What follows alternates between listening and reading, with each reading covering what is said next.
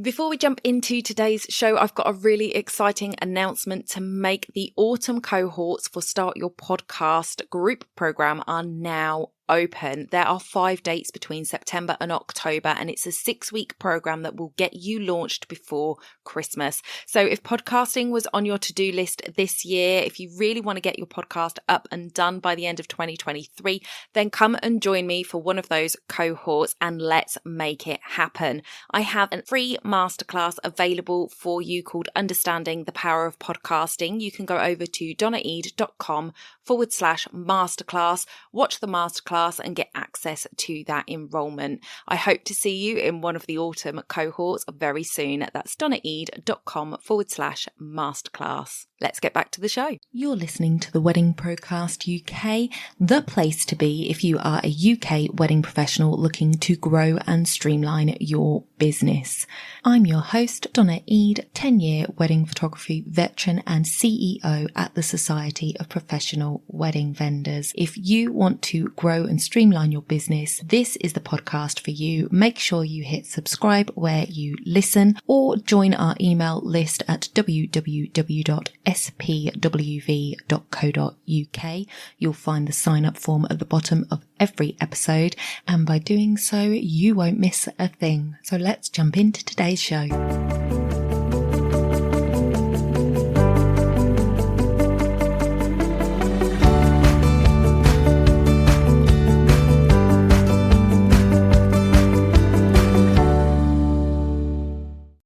Welcome back to the podcast, everyone. So you may have seen in the title of the show, we are talking about, is negative self-talk stunting your success? And today we have a fantastic guest to talk to us about this topic. She is a proactive mindset coach, resetting beliefs, self-talk and behaviours to help business owners learn to earn more consistently and authentically. And I think that is the perfect person to come and talk to us as we are opening back up and getting our businesses up and running again. So let's jump into today's show. Let's speak to the lovely Vivienne Joy. Thank you so much for joining me today, because we have Vivienne with us. Vivienne Joy, welcome to the show. It's lovely to have you. Well, thank you very much, lovely Donna. It is lovely to be here. I love weddings and all weddings. Getting married in November, so it's all very close to my heart. So anybody that's listening to this, if you're in Norfolk, hit me up. I might be looking for services. Anyway, yes, thank you for having me here. You're very welcome. You're very welcome. And we're going to be talking about a topic today that I think a lot of us, can relate to in some way or another. And maybe even you don't even realize you're doing it. This is one of those things that I think a lot of people don't even realize that they're doing it. And the topic of conversation is negative self-talk, ladies and gentlemen. So do you talk negatively to yourself? Are you the person who says, oh no, I can't do that. I can't do that. No, I wouldn't be any good at that. I'm not worth that. I can't charge that. The list goes on and on and on. So Vivienne, what is negative self-talk? Well, you've just beautifully displayed what it is, really. So the negative self-talk comes from a map of your mind. So you've just beautifully displayed the self-talk of your own map. So that map is created through your beliefs and the structures you put in your head from a very young age. They say from about the age of 3. So like the first time someone hurts you in some way, say emotionally, then you'll create a belief that then triggers a pattern which includes self-talk. So self-talk can't occur without a belief. So a belief creates a thought, creates the self-talk, creates the behaviour and creates the outcome. And that's kind of the process. Crikey. It's very deep, isn't it? You think that it's just words that you're saying and it comes from somewhere so much deeper. So before we jump into the topic completely, tell people a little bit about what it is that you do and how you work with people. I do this sort of stuff. So I'm known by the thousands of business owners I've coached over the last 6-7 years. I'm a mindset reset expert. So what does that mean? everything that happens comes from your head, and actually anything that's happening that you don't want to happen, i.e. I don't mean like, you know, COVID, I mean anything that's happening from your life, then actually you can change. So if you've got a behaviour, some self-talk, self-hate, self-sabotage, procrastination, all of those things are going to stop you from being successful, have joy, and, you know, reach your goals and all the things that we're all trying to achieve, especially in business. But in life, it could be anything. You know, when people go for a new job, they may be saying to themselves, oh, I'm not really qualified. Why would they employ me? Why would they take me on? God, I've never earned that sort of money. Why would I get that kind of car? So this kind of self-talk comes back to, and that kind of self-talk would link back to self-worth. And that comes back time when, and it could be something really simple, like, I don't know, you wanted a doll in the shop and your mum said, no, we can't afford it, and your brain heard, you're not worth it. So every single thing that happens is happening because of a belief that you're holding. So it's like your rule book, your map of the world, as they call it in NLP. So yeah, so I'm an NLP master and trainer. I've been doing it for many years, 26 years. So yes, I think I can call myself an expert after doing this. And what tends to happen is people believe their own thoughts, and actually they're very rarely true. So especially when it's negative. So you could be telling yourself something day in, day out that is utter rubbish. And so I do something called belief busting. We have to go looking for evidence, because you can only keep something in your head when you know it's true. So for example, when you were younger, and I'm sorry if I'm going to break anyone's heart now, you believed in Father Christmas. If there are any children listening, turn off the radio now. And so when we, whatever age we are, discover, I don't know, said parent eating a mince pie and realise actually Father Christmas doesn't exist, or they tell us, or whatever happens, your brain can't then believe that Father Christmas is real. So that removes that belief. And so I spend my time helping people realise that their own shitty beliefs are not true, and that actually we can reprogram them or reset them, hence calling myself a mindset reset expert. And once you do that from the internal part of you, then all the external parts naturally shift. So, for example, just to put this in a frame that most people will understand, losing weight or getting fit, which most people have done at some point, unless they are just athletes who are perfectly formed from the beginning to the end of their life. And actually what happens is we try and change something outside. So we'll say, right, well, I need to lose a stone in weight. I'm going to only eat at this time. I'm going to exercise 3 times a week. And they'll try and change the external things rather than, oh, what made you put on the stone in the first place? Because if we can go back to that internal thing of, oh, what did I do? Did I start eating chocolate every night? Did I start drinking wine at the weekend? What did I do to create a new pattern to get a new outcome? So rather than changing the outcome, change the root of the pattern. Does that make sense? Yeah, it does. That's what I do all day long. And of course, how does that reflect in business? You could believe you're no good at public speaking. Most of it comes down to standing up at school and saying something and the teacher shooting you down. A lot of people have that experience. Therefore, oh no, I couldn't possibly put my head above the parapet because, of course, what if somebody tells me I'm wrong? Or I couldn't possibly stand on a stage. That's where we were made to be in the pantomime, or we're made to be in the Christmas whatever. So a lot of our beliefs and our patterns come from what we decided when we were 6, 7, 8, 9, 10, 11, 12 years old, and we just grow them up so they just become more powerful. So if you were told when you were 7 years old you were lazy, which is one of mine, then you would grow up believing you were lazy. And anybody listening to this will think, well, I can evidence that, I definitely am. But what happens is you will try and make your beliefs true. So you have to, your unconscious has to know everything. That's why we ask why, you know, when kids are, why is that? We have to know why. And so what happens is you have a belief and you reaffirm it. You're looking for evidence. So for example, I was just speaking to a client earlier who was talking about a holiday, and she was looking, and her brain was looking for evidence as to why she shouldn't go, and a partner's brain was looking for evidence of why they should go. Both a complete account of the same life that they lead, but actually she was looking for reasons not to and he was looking for reasons to go. So we are looking for what we believe. So she believes she shouldn't go, he believed they should go, so they were looking for evidence, and of course could both find it, because we're really clever. We will find evidence to make our beliefs true. So I was like, good luck with you two. Maybe, I don't know, have a holiday in the UK and that's all that. But anyway, that's not the point. Is about what you will seek what you will find what you seek. Simple as that. So yes, that's what I do in a nutshell, and I do that with business owners, traditionally more kind of service-based business owners, because usually it's based in the impact they want to make and the service they want to give, rather than selling a product. So that's quite a different energy, quite a different thing, different exchange. So helping people understand their own value, their own worth. So charging correctly, because otherwise you'll be like discounting all over the place, or not charging yourself correctly because you won't know your own worth, because you'll be saying, why would anybody pay that? Oh my goodness. And I think this is something that's just really important. And I actually had this conversation last night in our members only group. We had Hannah Walker, who was on the podcast a few weeks back. And she was talking, she's a sales expert. We were talking about sales conversations on the podcast, but in the group, she was talking about sales objections.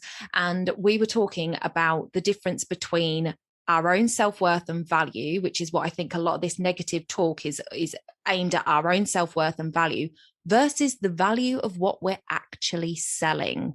And those are two very different things.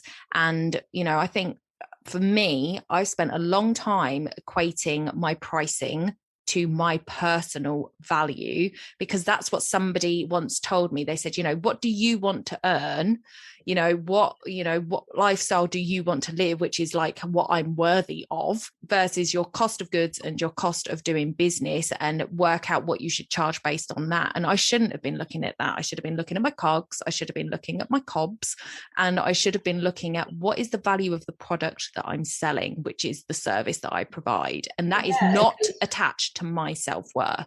No, but it is, of course, because your self-worth is all you know. So of course you can't base that on anyone else. And actually, if you take it to another level, when we're talking about, I do a pricing mindset reset mastermind. It's a half-day mastermind. It's £97 if anybody's interested in joining it. The next one, I think, is September, where we go deep, very deep. It's a really intensive half day, because actually it's not even about what that's worth, because to somebody it's worth one thing, and to another person it's worth everything. All about perception. To give you an example of that, my money mindset reset, which I offer for free, because most people don't want to pay to do money mindset work.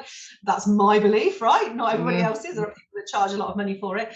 But there was a woman on the last one who she was talking about, she was a therapist, and I said she helped people give up smoking. And I was saying to her, okay, so to somebody that doesn't want to give up smoking, if £500 or whatever you charge for your service is a lot of money, but somebody who absolutely wants to give up smoking, like their life depends on it, their relationships depend on it, they hate the smell, they hate it, £500 is a steal. It's absolutely a bargain to get the outcome of definitely not smoking.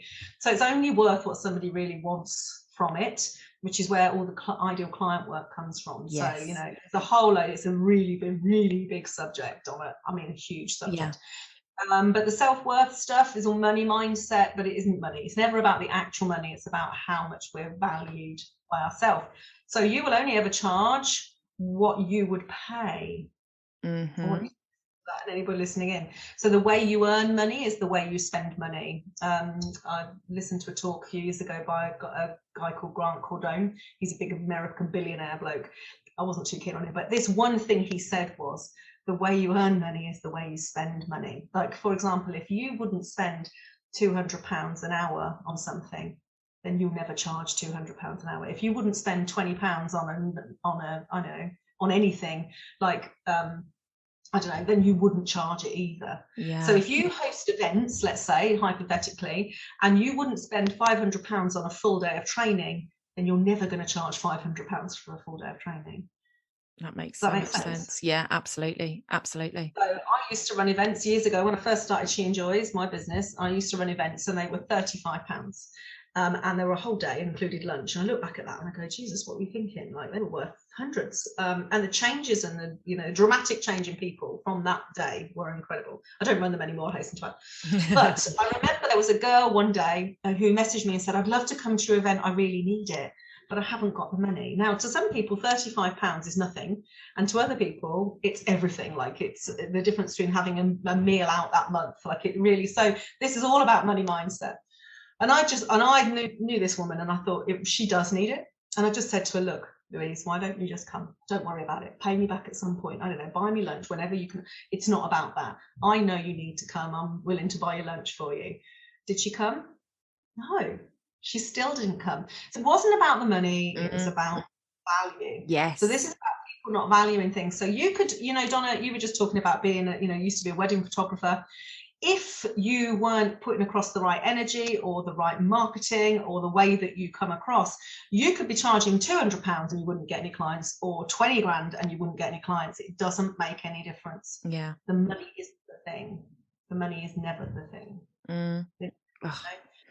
Some people think I'm ridiculously expensive. Some people think I'm an absolute bargain because I'm a life changer. So it just depends what you need and how badly you need it and what your own money mindset is.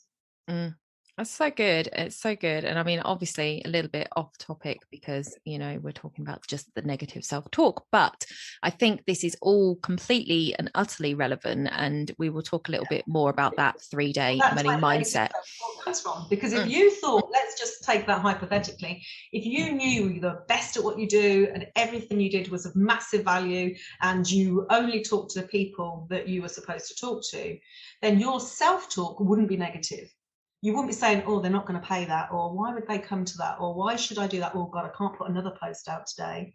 So it's really relevant, because the negative self-talk can only come from a negative reflection of your own thoughts and feelings. Yeah. So if you believed you were amazing, there wouldn't be any negative self-talk. You go, cry, I need to get out and tell everyone, oh my God, this is perfect for you. You would have very positive, empowering, moving forward self-talk. So the belief structure is everything. So where does it come from? I mean, a lot of us like have this like imposter syndrome, like I'm not good enough, and we're all doing this where does that come from? Because it's not like, you know, if, for example, taking me as an example, because, you know, it's easy for me to pull on. I was a photographer. I have this innate desire to have a qualification in whatever I'm doing, because it makes me feel like I'm qualified to do it. Now, as a photographer, there are many, many photographers out there that have got years and years of experience, do absolutely beautiful images, and have never done a diploma in photography in their life. It's all self-taught. One of the best photographers I know, Jasmine Starr, who's the owner of Social Curator, she does the photos for that as well. She is an award-winning wedding photographer. She built her business. She didn't even own a camera when she said, I want to be a photographer. You know, she's all self-taught. So you don't need it. But I felt like I did. I felt like I needed that piece of paper to prove that I was good enough. And even after that, I was always feeling like I wasn't good enough to do it, even though I'd got the diploma. So there you go. I've opened the door there, Vivienne. Where does this stuff come from? Why do we have this innate sort of ingrained, self-deprecating? Well, firstly, we don't all have it. You have it. So that's number one. Some people listening going, I don't have that as an issue. And others will be like, oh my God, Donna, that's exactly what I'm thinking. So we all have a different map, and it's created by experiences. So it sounds like at some point, the only point of reference I can have for that really is I used to have a client who had exactly this going on, and it was to do with when she was in an exam at school and she didn't know any of the answers and didn't think she was good enough, and she copied somebody. And I'm not suggesting you did that one. No, I didn't. So for her whole life, she believed she was never going to earn anything by her own merit. So there can be all sorts of small things. They're small, tiny experiences, but sometimes they're not even experiences. They're just a thought. They're just a thought. I've got so many stories. I don't know how long we've got. I mean, I've got thousands of them where there's just a thought has created a belief. So any psychologists or therapists listening, they're called schemas. So you can Google it and find out more. Schematas, actually. So SCHEMA. And they're the way that your brain creates a thought. And it can be a distorted, generalized, or delete even any relevant information for you to create something in your head that's not even true. So, for example, I'm just going to give you a ridiculous example we've all experienced. You could walk into a room, 3 people are in the room, one of them turns and looks at you, and depending on how you feel, you'll determine what that look means. So if you're feeling really confident and great, you'll think, oh, they're looking at me, it's because they must like my hair. If you're not feeling so great, you think, oh God, they're thinking, oh my God, what is she wearing? So this is same experience. It's nothing to do with the person that looked at you. It's about your perception. Yeah. So at some point somewhere, my darling Donna, something has happened to make you feel like someone's going to challenge you on your capability, possibly. So you could root back into your past to work out when that was, or something like that. Or they haven't challenged you, you've challenged, i.e., I don't know, I wasn't as good as Sarah, who I sat next to in maths. She knew everything and I didn't know anything. She found it easy and I didn't. Therefore, I'm no good. I'm no good, I'm not as clever, I'm not as worthy. So sometimes nobody's done anything. We've just made a decision based on our perception of someone else. It's amazing we ever, A, get along, B, get on with life, because we get all sorts of shitty beliefs from nothing at all. It's hilarious. Yeah. So the example of just walking into a room, that person could have looked at you and thought anything, but you are making a decision as to what that look means. And your unconscious job to keep you safe. So you have to do that. It's natural. You can't stop that. So the best you can do is get your own belief map sorted, your own mindset sorted, so that whatever happens, you can make your own depiction based from a position of power and confidence rather than disempowered and fear, which is what is being created a lot of the time. I'm going to tell you, I'm pretty much I'm as qualified as I possibly can be. There's literally one qualification in the whole of my career that I haven't done because I don't want to do that area. No one has ever, I've spent thousands of hours and money. No one's ever asked me.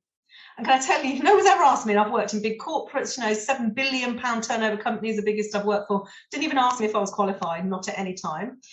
And I've just taken on 2 very high level photographers for my wedding. Did I ask them if they were qualified? No, I don't give a toss. I want to see the pictures. I want to see what people are saying about the pictures. The evidence is the energy, it's the emotion, it's the communication. I don't care whether they're qualified or not. No, I don't give a toss, and most people don't, and that's the case. I mean, unless I was having brain surgery, I'd probably want to know the brain surgeon was qualified to know which part of my brain went where. So there are, and accountants, there are some industries that have to be qualified, but yeah, if that's your particular situation, might be worth delving into it, because you'll carry that pattern across to everything. So with whatever your business is now, you'll think, I'm not qualified, I haven't got enough knowledge about it.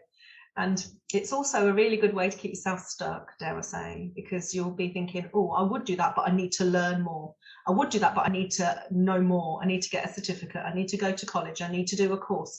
So what will happen is keeps you nice and safe and not having to step out of your comfort zone. Mm-hmm. It's not even true, probably. Yeah, that's spot on. Spot on. I shall have to do some journaling around that. Thank you. On, get the music going, and off you go. Yeah.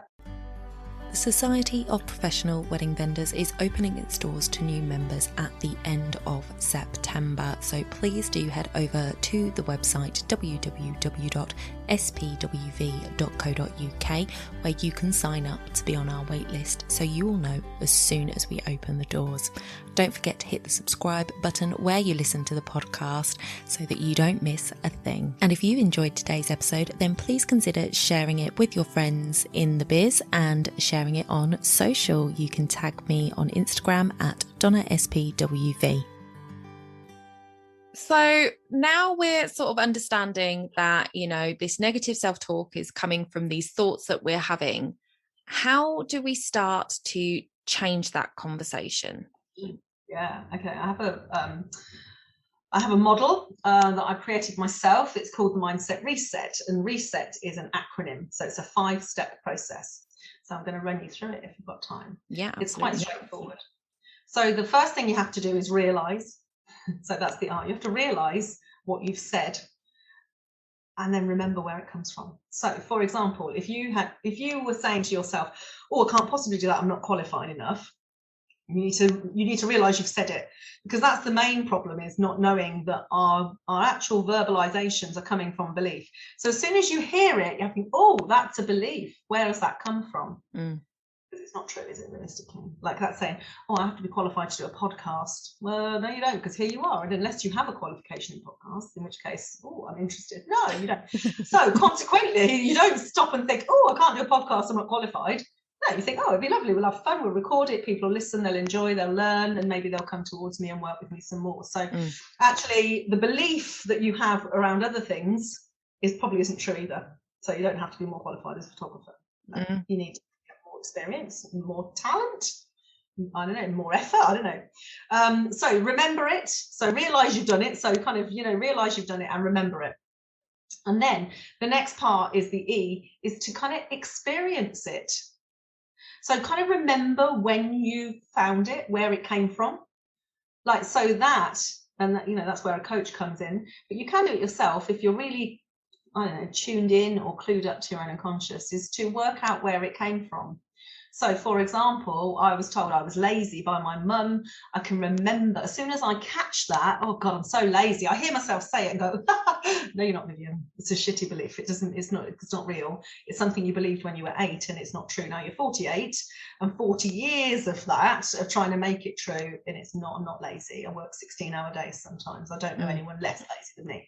So actually I have to go back to that point and remember. And if you haven't done it before, it can be a bit, ooh, that's probably where a lot of psychotherapy comes in, and therapy and journaling. So actually, where that came from, and you might be able to recognize now where your thing came from, is when I was 8 years old and I wasn't feeling very well one morning. God knows why, who knows, I don't know, just one of those kid bugs. And my mum was trying to get me to go to school. So now my 48-year-old brain can reflect back to that with no emotion attached, because I'm just like, oh, well, that's normal. If you've got kids, you'll probably understand it.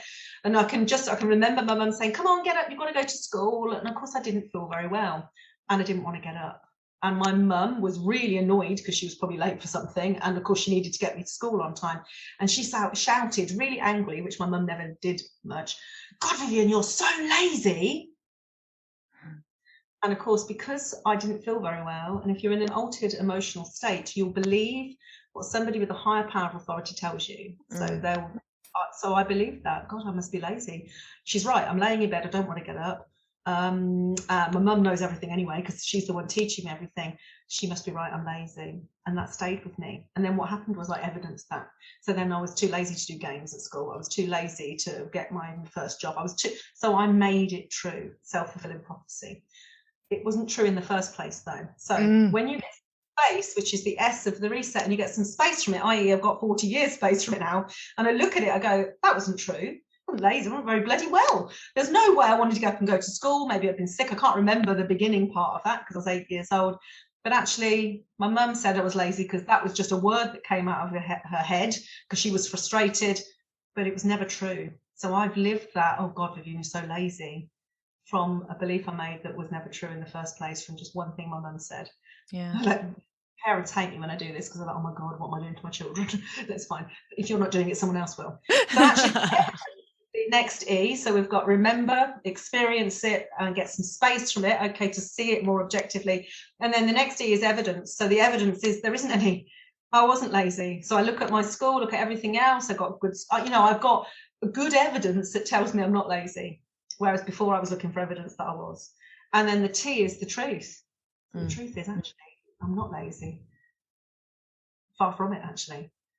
So once I've done this once in my head, my brain then can't allow me to believe it. Remember what I said about Father Christmas?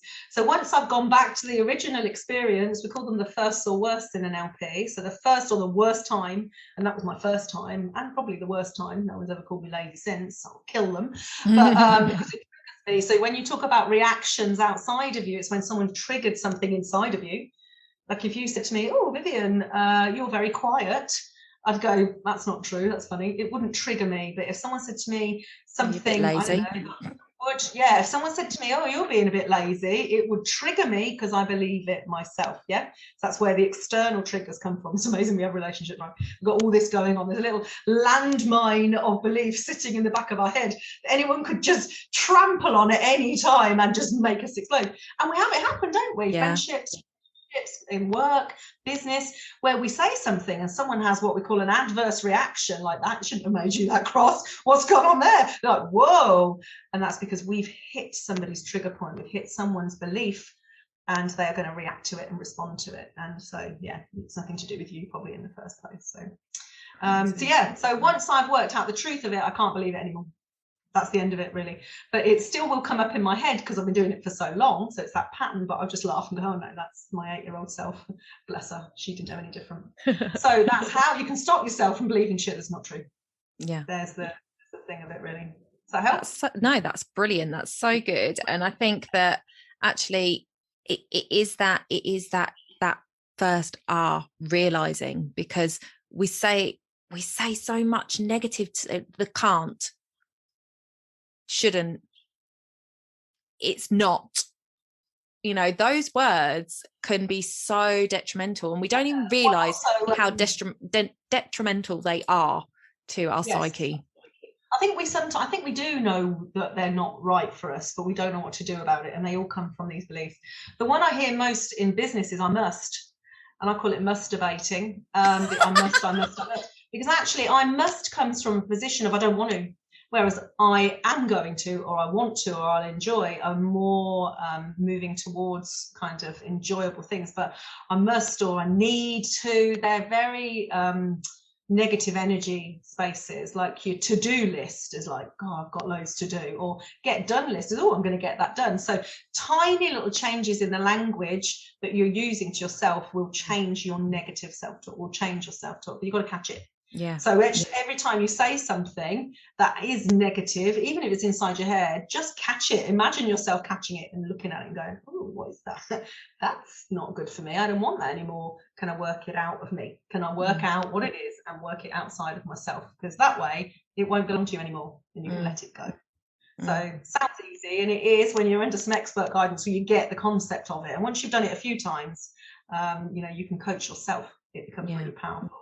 I've heard that must, rather than saying I must, I get to. I get to do that. You know, it's something that comes from you. You have the power. And I think that is so powerful. And I think working with a coach is definitely, if you are swallowed up by negative self-talk, because I think a lot of us can be, just, you know, constantly second guessing ourselves, then working with a coach and getting to the bottom of this is really valuable. And I would highly recommend Vivienne, because I've done her 3-day money mindset reset and I found it so valuable. In fact, it's one of those things that I think you should do a couple of times. Like the first one starts to and the more you do these things, the better you get at discovering what these triggers are and things like that. So you're welcome to that. Next one is on the 25th of August. Yeah, so I'll give you the link for your list. Brilliant. And I'll put it in the show notes, guys. But also, you know, the past is the gift that keeps on giving, because you've set these beliefs. So you might unpick something and then the next time you're like, oh yeah, no, I don't think that anymore, which is a really powerful place, because you realize you can change things. Once you realize that you can change your own beliefs and your own thoughts and your own self-talk, it becomes slightly addictive, because you're like, well, actually, if I could change that and it's made that happen, what else can I change? And that's how people become super successful. This is high performance coaching stuff, is removing those negative doubts, self-talk beliefs, so that you can then believe real positive stuff. And I don't mean, this is not affirmations. This is not, oh no, I'm amazing. If you don't believe it, it's bullshit. If you don't believe it, it's not a belief. You can't. So, you know, I'm sure there's lots of amazing coaches out there that are like, oh, you know, let's do some affirmations or whatever you want to call them. You have to believe them. So you have to work out what you truly believe and reset it. That's the power. So the stuff I'm doing is really, you know, deep structure, root-based stuff, not surface level, which a lot of people are doing out there. So yeah. Brilliant. Good. So before we close out, I just wanted to touch on something. We talked about the trigger, people triggering us. And that's something that I just wanted to touch on, because I think a lot of the times, you know, obviously, you know, our thoughts and a lot of this stuff comes from our childhood or young adulthood, where these things are set by this one little thing that set us off. And now we've got this belief for the rest of our lives. But they get enhanced, or new beliefs come up from the negative self-talk we hear, or the negative talk we hear as an adult, with people telling us we can't do that or we're no good. And I think in business, it happens a lot for people that work in regular jobs. When you step out on your own, a lot of the wedding industry is mums that have, you know, stepped away, or people that have got married and have decided to start in the wedding industry. It has been referred to as the hobbyists industry, which I hate. But a lot of people start from a place of, I'm really good at this and I'm at home with the kids and I want to do something for myself, and they start a business, and then people, their family that do regular jobs, start coming in, oh, what are you doing? Oh, that's not really a business. Oh, you shouldn't be doing that. You can't do that. You'll never make anything of it. It's not profitable. You're not going to blah, blah, blah, and the tumble comes, the avalanche. How can we protect ourselves? Like, obviously now people know that there is this negative self-talk, and we absorb what other people say and we make it a belief, and we then perpetuate that belief and manifest it, almost make it come true. What can we do when we hear something like that? Because as adults now, we know that that's hurtful and it's not true, and it's negative, and we can absorb it and start. So how can we protect ourselves from that? Where to begin? I'll keep it simple. You can only, I will say this only once. You can only believe or be affected emotionally by something someone says if you believe it to be true for yourself. If you don't believe it's true about yourself and that person says it, it will just reflect off you. As I say, if someone says to me, gosh, Vivienne, you lie a lot. I know I don't lie at all. I'll just go, I don't know where you got that from. It doesn't affect me. If I have lied somewhere and it's hurt me a lot and someone says you're a liar, that's going to really upset me and put me into that avalanche you talked about. So unless the only one caveat to that is if I care more about the thoughts, feelings and beliefs of that other person because they've got a higher power or authority than me. So if I didn't believe I'm not a liar, by the way, if I didn't believe I was a liar, but somebody I really cared about said I was, my brain would go into, when did I lie? When did they think what? If it's somebody I don't give a toss about, they can't have an impact on me. It's insane. If a troll said something online, it has no impact on me because I know it's not true. And they don't know me anyway. But if somebody I knew said something to me, I would then give it some thought. And if somebody I knew said something to me and I believed it to be true, then it's going to have a big impact. But if it's not, then it will just go, oh, okay, well, I don't know where they've got that from. Let's ask them. I'm probably more likely to ask them. But it can only upset you if you care about their opinion, or you care about what they think, or you believe it to be true. So the first thing is to understand yourself. This is what self-actualization and really understanding your own mind and who you are is the most powerful thing you can do for yourself. It should be taught in school. You wouldn't have any of these problems otherwise, because you just go, oh, that's an interesting opinion you've got there. Where'd you get that from? Yeah, that's what I would say to somebody I didn't know that said that to me. I'd be like, oh, it's never been said to me, by the way. I'm just using it as an example. but yeah, so if your friend said, oh no, you shouldn't be in that business, you'd be like, oh, well, that's funny because I'm earning like 50 grand a year doing this. So what? That's funny. Where'd you get that from? Yeah. So we would be more respectful to have a conversation rather than go, oh my God, she doesn't think I'm any good. We only have to think we're no good to actually receive that. Does that make sense? Yeah, it does make sense. It does make sense. You grow a shield by not having those negative beliefs yourself, because none of them are true anyway. I can tell you that much. They're not. They're just not. Oh, so good. So good. Thank you so much, Vivienne.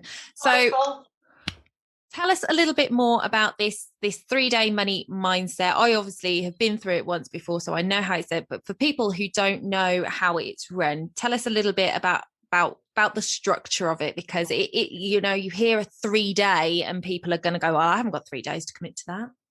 I know. Actually, I'll probably be done by advertising standards, because it's not 3 days at all. It's over 3 days, but it's basically an hour from 7 till 8 in the evening, which is what I probably should call it, really, because that is really what it is.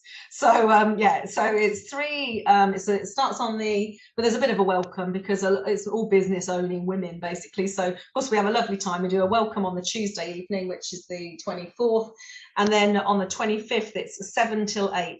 There's no pre-work or homework. Everything is done in the session, and we go deep for an hour a night. That's the Wednesday, Thursday and Friday of that week, and look at different things. So for example, on day one, it's a reality check. So and this is all about money. So where are you financially? And this isn't about me saying, oh, how much money have you got? This is about your own thoughts and feelings, letting you discover the true impact on your life from your beliefs and your maps so far.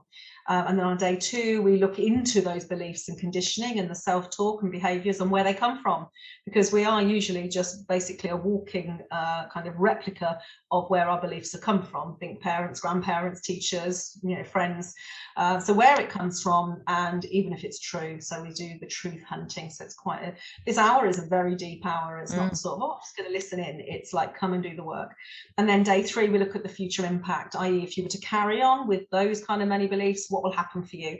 What is that likely to show up as? I.e., if you were to have some of your qualification beliefs, which all would go into this same pot, actually, how would that impact any future business you've got?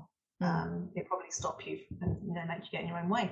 So yes, that's basically it. So I just demonstrate my joy and love for the subject of the mindset, and then at the end of that there's opportunities to do further work if you so want to. But yeah, it's a free program. I love it. It's my give back to the small business community, because most people are in their own way, and there's so much more they can achieve and give back to the world if they get out of their own way. So so everybody's free to join if they want to come. There's some tears normally, there might be a bit of laughter, there's lots of, oh my god, I can't believe I've believed that for so long, and oh shit, I know where that comes from, that's my mother's belief. So there's a lot of that kind of stuff goes on, lots of relief and release, they kind of go together, and sometimes some laughter, but mostly a very high level of self-awareness and change. So that's where comes from. So, it's very good, and I think I probably will come along and join in on that one. So I will put the link in the show notes when Viv sends it over to me, so you can come and join that. It's definitely worth it if you feel that you've got any issues around money, because sometimes we don't know what we don't know, and there's that thing that's keeping us stuck, and we haven't uncovered it because we haven't dug deep enough. So do check that out. It will be in the show notes. Head over to spwv.co.uk/blog and you will find it there. Thank you so much for coming on the show today, Viv. It's been an absolute eye-opener. Hopefully just something someone might listen to might trigger some change, so that's all I can hope for people. So thank you for having me here. Lovely to talk to you. You're welcome. Bye everyone, see you next week.